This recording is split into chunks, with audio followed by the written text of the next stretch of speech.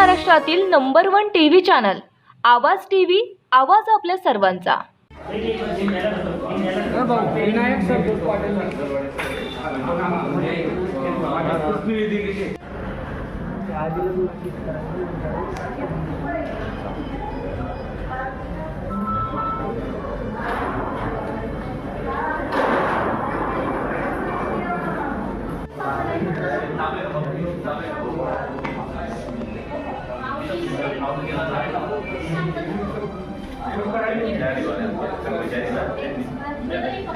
मी कृष्णा परशुराम जाधव, राहणारा भातपुरा आणि माझे मित्र आम्ही चोपडा फाटा या ठिकाणी ब्रिजाखाली बसलेलो होतो।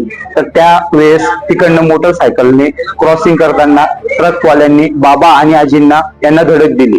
तर आम्ही वेळेवर त्यांना गव्हर्नमेंट हॉस्पिटलमध्ये आणला आणि त्यांच्यावर उपचार इथल्या डॉक्टरांनी सुरू केले। त्यावेळेस आम्हाला दादांनी त्यांनी मदत केली आणि आम्ही तिघी त्या ॲम्ब्युलन्स मध्ये आलो।